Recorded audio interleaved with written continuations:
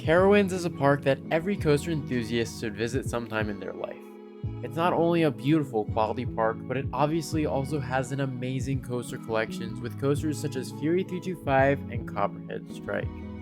I recently had the opportunity to visit Carowinds for the first time, and let me just say, I was thoroughly impressed.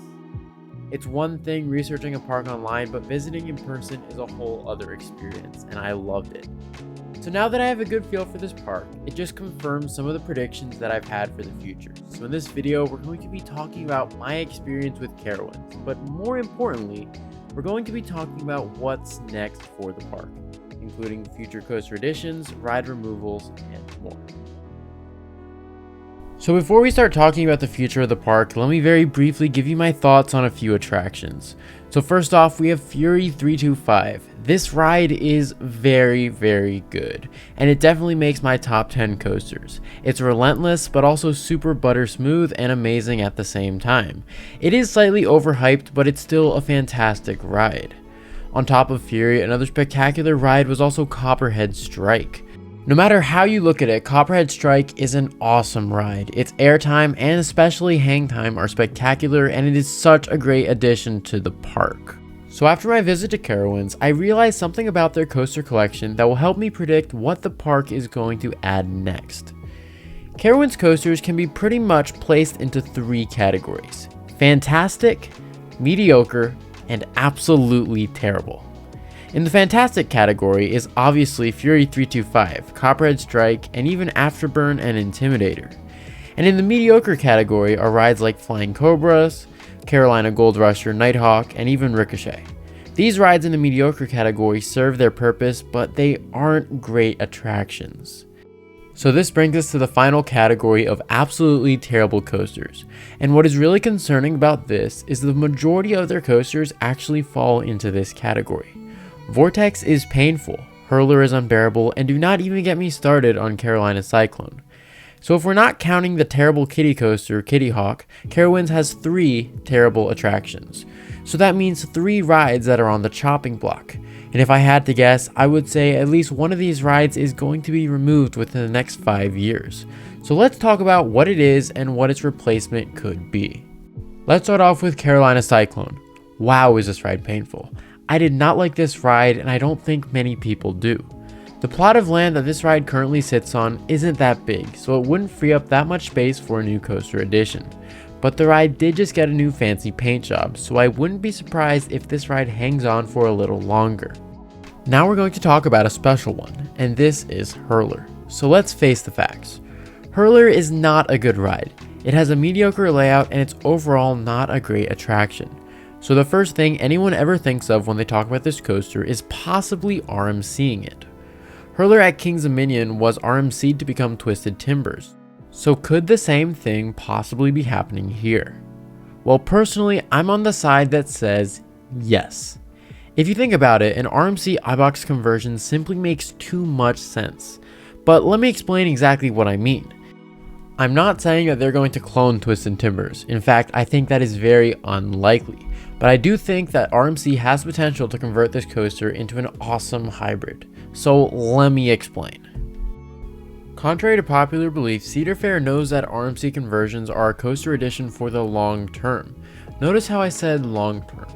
In the short run, we have seen RMC conversions such as Twisted Timbers and Steel Vengeance not perform great in the short run. Let's take Twisted Timbers for example. When this coaster opened, we have heard various reports of the ride not reaching its desired attendance increase levels. However, year after year, this ride is slowly becoming more popular and is now a draw for the park. So if Cedar Fair is really trying to prop up Carowinds as a thrill destination, they need to know that an RMC conversion is a good option for the long run. The second reason that an RMC conversion of Hurler is likely has to do with those other terrible rides in the park. Like I alluded to earlier, Carolina Cyclone, Vortex, and Hurler will all eventually be removed, likely within the next 10 to 15 years, so RMCing Hurler could sort of soften the blow. So I definitely think that RMC Hurler is a much better option than removing it completely in the future, and the park is definitely going to have to do something about this ride soon. It's just getting rougher and rougher, and it needs a solution. And even though it's more popular than Kings of Minions version, an Armed Seed version would be much better received. And for all those saying it's going to be way too similar to Twisted Timbers, let me just say that RMC is very creative and will definitely change it up. So if they do decide to RMC it, I would expect the barrel roll drop to not be on this version. Instead, something completely unique is more likely. Now if you want me to go more in depth, I might make another video about RMC Hurler specifically in the future. But now let's talk about the last terrible coaster of Vortex. Literally nobody loves this ride. Some people don't mind it, but it's definitely not a fan favorite. So this goes along with the RMC Hurler theory. And if I had to guess, I'd say this ride's demise is probably coming up very soon. I mean, this coaster is almost 30 years old and it's getting rougher and rougher by the day.